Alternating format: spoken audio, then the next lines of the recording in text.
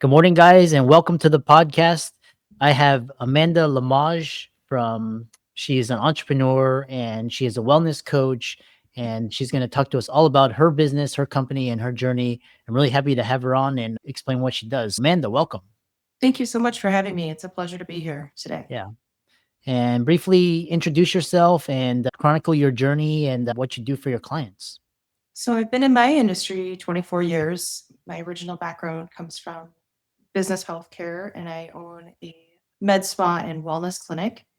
And we're located in Minnesota. And so on beautiful Lake Minnetonka, but I feel like now more than ever, people really need to incorporate some wellness and just help with the mindset and everything that we can help in their journey professionally and personally.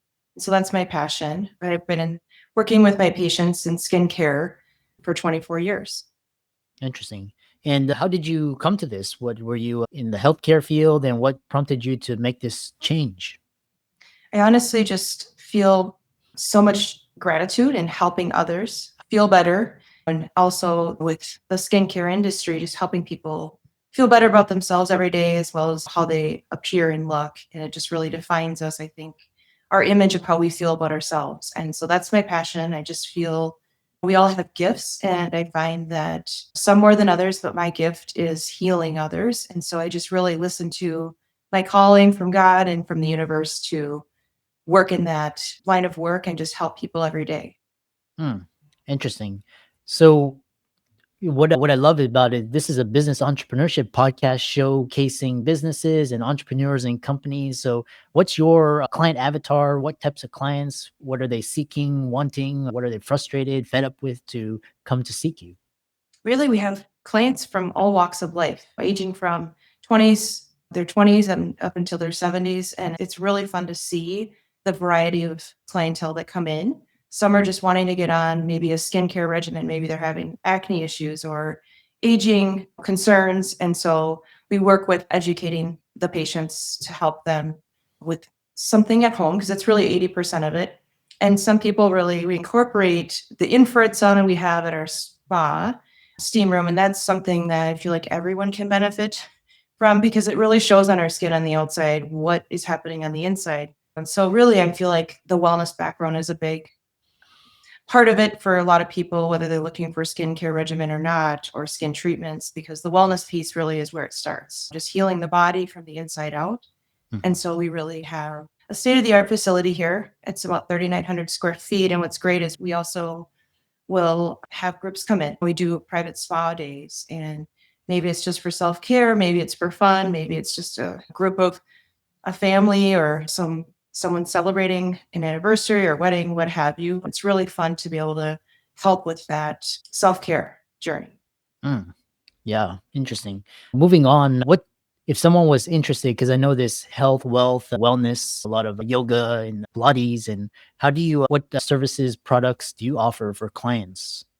We actually don't have yoga at our facility, but we do have a Peloton spin room. So people that are coming in for a wellness session can incorporate that maybe before a treatment or maybe just do solely that. What's great is just to see people taking care of themselves and just committing that time, whether it's 20 minutes or an hour or half a day. And I think we like to host some of the sound bath, if you've ever heard of that, something like that. We've had more of a pop-up. We've had some yoga instructors come in and do a pop-up event for a small group of people that we're more than willing to help accommodate. So we're really working with each client and what their goals are. Interesting. And then a follow-up question I have for you is because what's in terms of the health and wellness space, what do you see as the horizon or the future? Because I see like cryotherapy, I see IV. How do you see this space developing? You know, it's interesting you bring that up. So we started a secondary wellness virtual consulting business called All in Wellness. And it's really something we're noticing.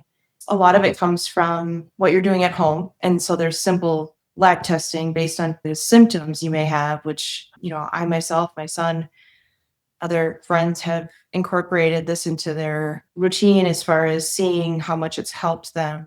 But upregulating mitochondria, it's really starting with that. And there's some new state of the art products out there. We work with some of the most elite in our industry. And so it's really technology is much more advanced. And so we don't always have to see them in person for everything, but we can treat with the lab testing and then recommend a practitioner that can help with that based on their symptoms of just incorporating some things at home that can really help. And everyone's map is a little bit different. Like, for example, like my body doesn't detox well, it doesn't absorb nutrients well. And so there's some things like simple things that I can incorporate in my daily routine to help Mhm. with gut issues or what have you. What's really fun is to see the coaching that's coming into more into play.